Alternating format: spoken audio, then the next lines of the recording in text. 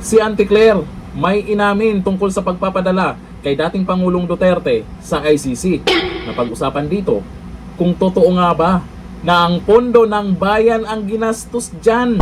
Eto, panuorin natin ang balitang to. Dumipensa ang Malacanang sa naging hakbang ng pamahalaan na isuko sa International Criminal Court si dating Pangulong Rodrigo Duterte sa kabila ng ginastos na pondo ng bayan para rito. Narito ang ulat ni Hannah Jane Sancho. Walang nakikitang paglabag si Palace Press Officer Claire Castro sa pagpapahuli at pagpapasukok kay dating Pangulong Rodrigo Duterte sa The Hague. Ito'y kasunod ng payag ng dating Pangulo na hindi siya dadalo sa confirmation of charges sa International Criminal Court at iginiit na wala umanong jurisdiksyon ang tribunal sa kanyang bilang isang Pilipino. Correct? Pero ayon sa Malacanang, malinaw na naaayon sa batas ang hakbang ng pamahalaan. Wait. Ang pagpapadala po sa dating Pangulong Duterte sa ICC or sa The Hague ay ayon po sa batas. RA 9851, maliwanag ang sinasabi sa Section 17 na kapag ang isang kaso o isang complaint ay dinidinig na sa isang state o international tribunal or court, maaari pong i-dispense with na ng gobyernong ito ang anumang pag-iimbestiga at hayaang magpatuloy ang pag-iimbestiga sa nasabing state or international tribunal. At yun po ang ginampanan at yun ang naging paraan ng gobyernong ito para po makamtan ang sinasabi nating hustisya ng mga nag-complain o kahit po ang akusado. Idipensahan din ng palasyo ang paggamit ng pondo ng bayan kung ito man ay ginamit sa pagpapalipad ng private jet patungong The Hague.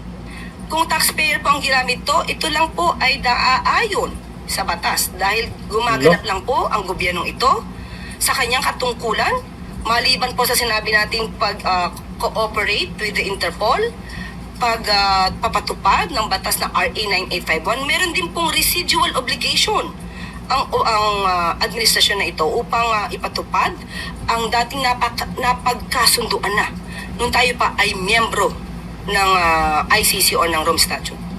Tumanggi naman ang Malacanang na magbigay ng eksaktong halaga ng ginastos dahil wala pa umano silang kumpletong datos. Matatandaan noong April 15, 2024 sa ika-50 anibersaryo ng Foreign Correspondents Association of the Philippines. Iginiit ni Pangulong Bongbong Marcos na hindi kinikilala ng Pilipinas ang jurisdiksyon ng ICC dahil may gumagana namang hudikatura at kapulisan sa bansa.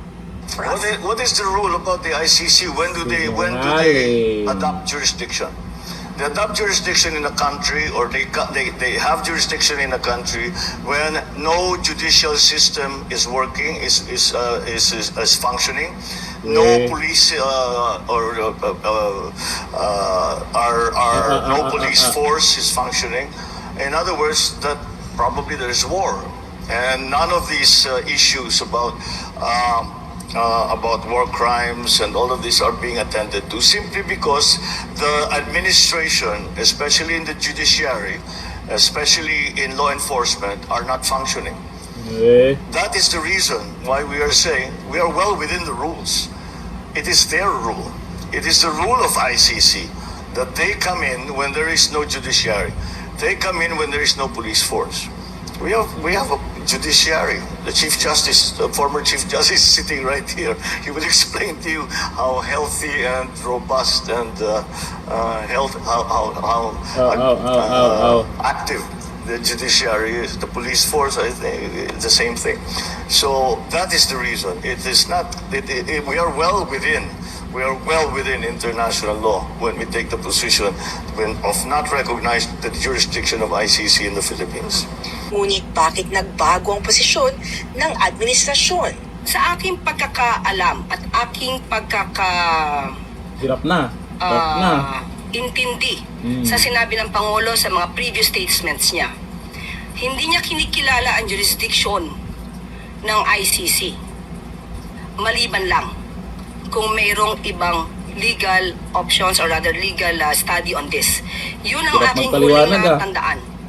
So ngayon, kung meron ngang batas, sabi natin pinapairal na RA 9851, at yung ating obligasyon sa Interpol, hindi man natin kinikilala na may jurisdiction ay ICC ngayon. Sa ngayon. Pero ang ICC ay nagkaroon ng jurisdiction sa mga aksyon na naganap nung tayo pa ay miyembro.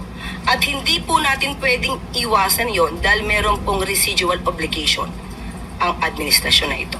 Sa parehong forum noong 2024, tahasang sinabi rin ni Pangulong Marcos na hindi niya isusuko si dating Pangulong Duterte sakaling maglabas ng arrest warrant ang ICC. One follow-up, sir. Sinungaling. So, if the ICC issues an arrest warrant against former President Duterte, will the Philippine government hand him over? Will we do what? Will the Philippine government hand him over if the ICC... We don't recognize the warrant that they will send to us. So that's a no. That's a no.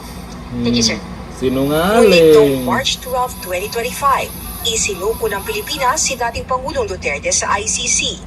Nakatakda ang confirmation of charges mula February 23 hanggang 27 ngayong taon. Sa isang liham, muling iginito Duterte na hindi niya kinikilala ang jurisdiksyon ng ICC at hindi siya dadalo sa pagdinig. Sa gitna ng magkakaibang pahayag noon at ngayon, nanindigan ng Malacanang, ang hakbang ng pamahalaan ay naaayon sa batas at bahagi ng international obligation. Kahit paano, mukhang malinaw na yung galaw ng gobyerno doon sa pagpapadala kay dating Pangulong Duterte sa ICC. Pero dito po kay Arjo Witan, ang sabi niya, o di umamin din, malinaw sila nagpadala. Sabi ni Yudes Jimenez, maghinay-hinay kayo sa 2028, lahat kayo babalik sa inyo ang ginawa nyo. Naku, kakabahan lalo yan. Ay at least kahit papano, habang tumatagal, mukhang may paglilinaw na kung ano yung ginagawa nila. Kaya malamang, takot na takot tong mga to na maging presidente si VP Sara kasi maituwid natin yung baluktot na pinagagawa nila. Ito lang, thank you.